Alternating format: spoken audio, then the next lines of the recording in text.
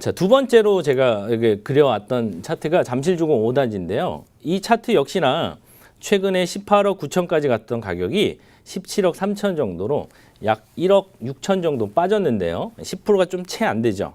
오히려 음마아파트보다 좀 견고하게 버티고 있는데요.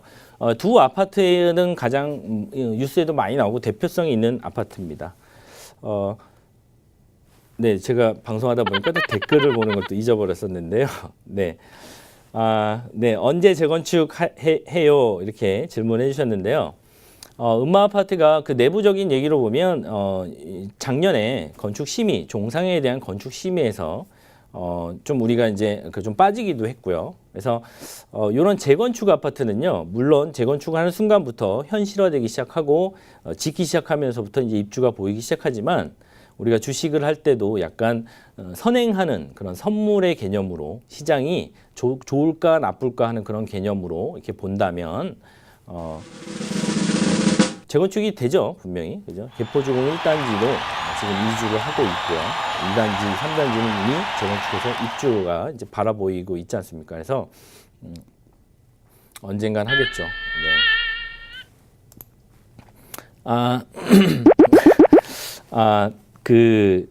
조금 더 자료가 남아 있는데요. 요거까지만 설명을 좀 하고 이제 저희가 한 가지를 좀 정리해야 될 것 같습니다. 제가 이제 두 개의 단지들을 역시나 이제 두 개를 붙여봤더니요. 과거에 조정받았던 그런 시점이라든지 보시는 바처럼 거의 같은 시기에 오르고 같은 시기에 조정받았고 같이 올랐고, 물론 빨간색 선이 되는 대치동 음마아파트가 파란색 선이 되는 잠실주공 5단지보다 최근에는 더 많이 오르기도 했습니다. 이것은 약간의 가감이 있지만 이 두 개의 아파트가 서로 약간 동행하면서 아직 좀 조정 중이구나라는 모습을 볼 수가 있고요. 여기서 이제 제일 중요한 부분인데요. 여러분 이걸 한번 보십시오. 제가 이게 주시장이 많이 오를 때를 아파트 가격이 오를 때랑 맞춰봤는데요. 과거 아까 말씀드렸던 음마아파트가 5억 6천에서 11억 갔었던 시점 있죠. 이 시점이랑 주식시장이랑 딱 맞춰봤더니요. 이때가 2005년도라는 시점인데요.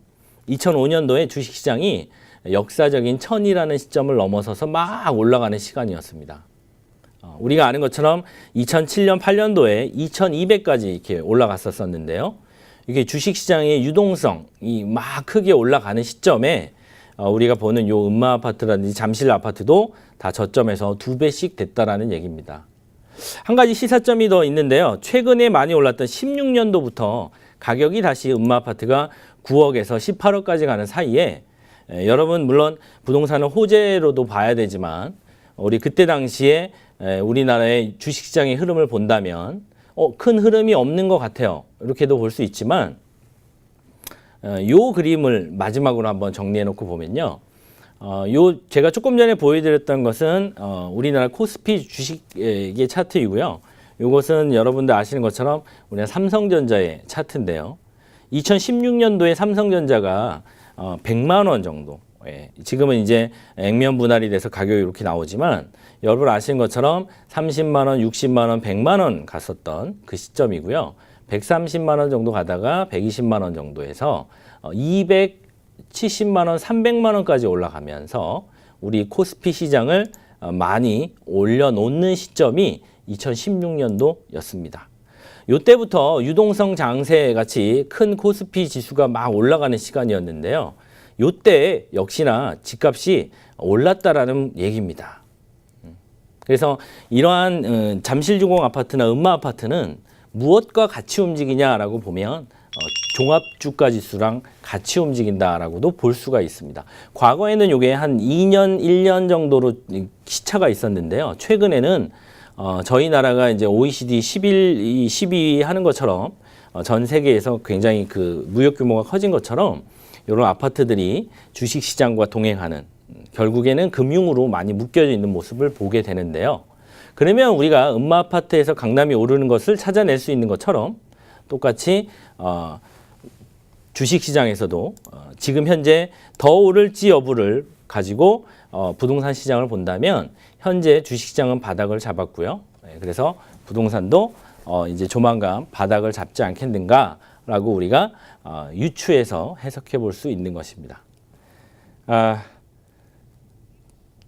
굉장히 좀 어려운 내용일 수도 있는데요. 근데 세 가지만 기억하십시오. 음마 아파트랑 강남구가 같이 움직이고요.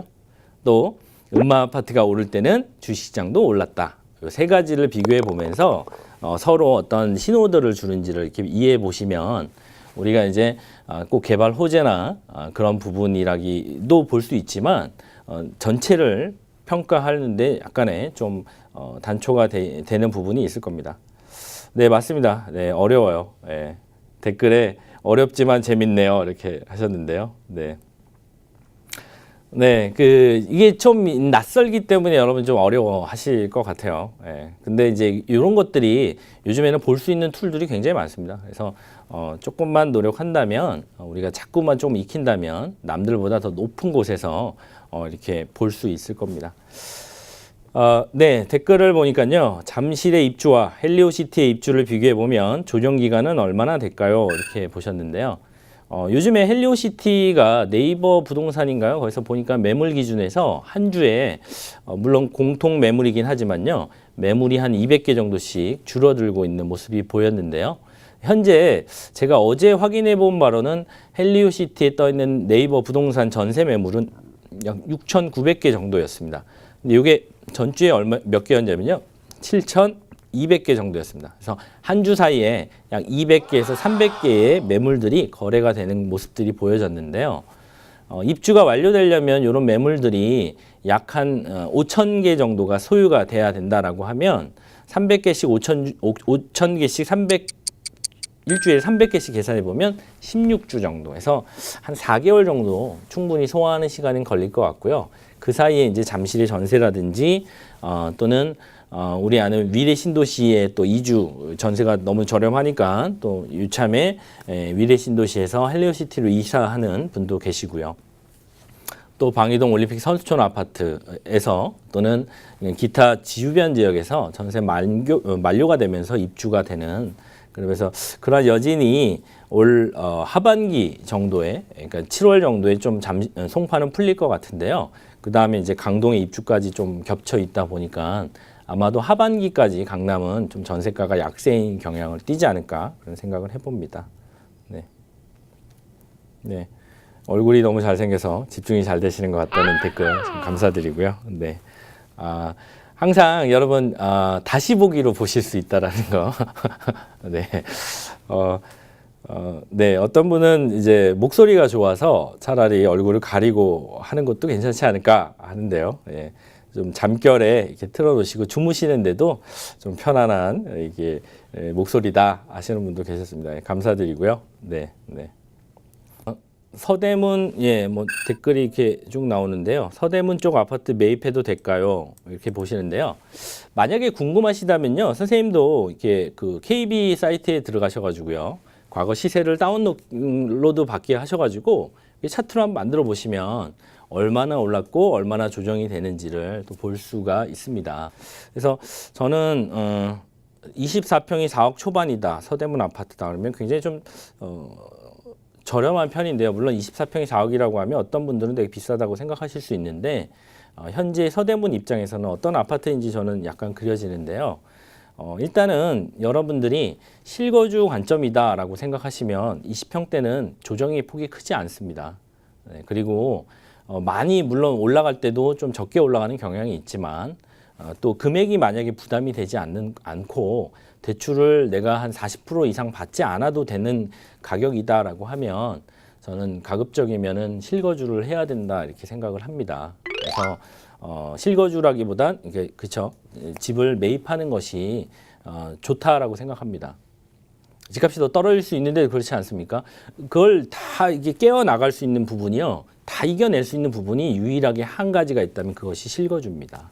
그래서 만약에 24평 아파트를 4억에 5억에 6억에 사시더라도 그것이 실거주와 관련돼 있다라고 하면 저는 나쁘게 보지 않습니다. 네. 네. 네, 뭐 네, 댓글을 이렇게 보니까 참 재밌는데요. 네, 독립문 쪽이 별론가요? 아니, 저는 별로라고 전혀 생각하지 않습니다. 금액에 맞게 다 그것이 결정이 되어 있을 뿐이죠. 네, 독립문, 저도 예전에 그 은평구에 그 여자친구가 살아가지고 많이 갔다 온 적이 있었는데요. 정말 좋더라고요. 예, 나오니까 막 맛집들도 많고요. 예, 그래서 괜찮습니다. 여자친구 얘기해도 됩니다. 왜냐하면 지금 그 여자친구랑 같이 살고 있기 때문에. 네, 그래서 저도 은평구도 많이 가봤고 독립문 있는 곳에도 많이 가봤는데요. 다 각자 지역마다 실거주의 요건으로서 편리성을 두고 있고 그리고 다 나쁘지 않다고 생각합니다. 저는 부동산 투자하는데 우리가 그 제일 실패하는 요인은요, 다 경험 부족이라고 보는데요. 실거주를 하신다라고 하면 첫 번째 그 경험 부족을 이겨낼 수 있는 첫 번째 실을 꿰다라고 생각합니다. 저는 한 집에서 평생 사는 것을 바람직하다고 생각하지는 않습니다. 그래서 뭐 저 기준으로는요, 5년에 한 번씩 이사 가기를 권해드립니다.